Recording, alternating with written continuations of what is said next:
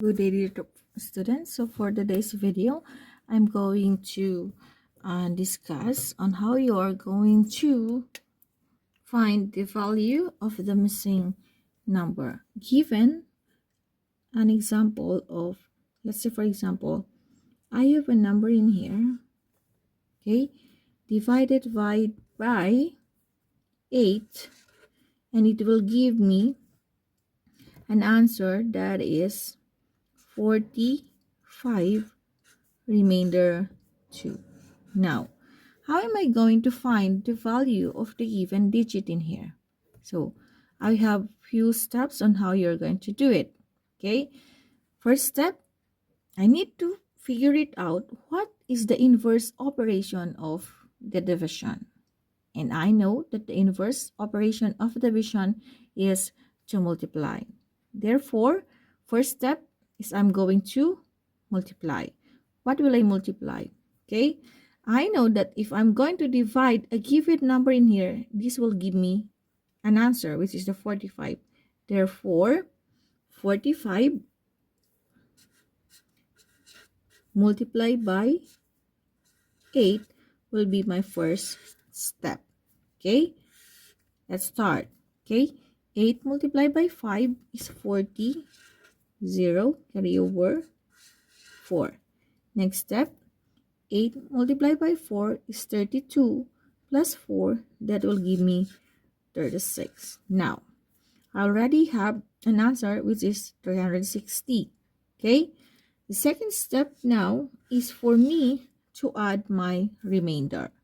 Why I'm adding my remainder? Because I know that in division, the leftover, okay, meaning to say this is the leftover. Okay, so 32, 360 plus 2, that will give me 362. Therefore, the missing digit in here is 362.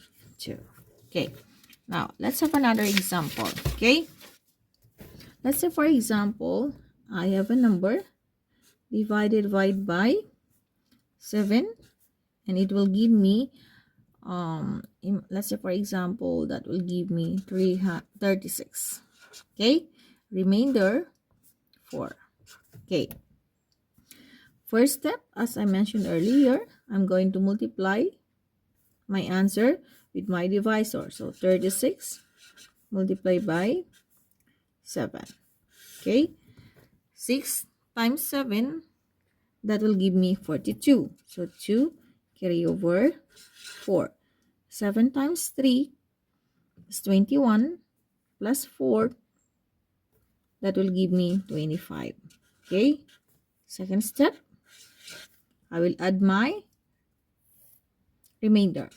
252 plus 4, that will give me 256. So the dividend in here is 256. Okay, now let's have another example. For example, if you are given an example or a question that has a remainder of fraction, okay, let's do it.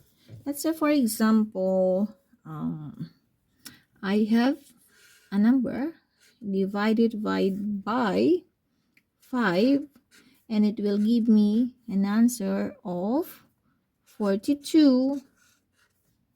Okay, 2 over 5. How am I going to solve this given one? Okay, let's figure it out first. Okay, in a given fraction, I know that my numerator is the remainder. Take note of that. Okay, the numerator is the remainder. Okay, my denominator is my divisor. Okay, divisor. Okay, now let's figure it out. So the first step in here is similarly from what we have. 42 multiplied by 5. 42 multiplied by 5. Okay, now 5 times 2 is 10. Carry over a 1. 5 times 4 is 20 plus 1. That will give me 21. Again, I know that I will only be adding the remainder because I know the denominator is my divisor. So I will add 210 plus 2. That will give me 212. So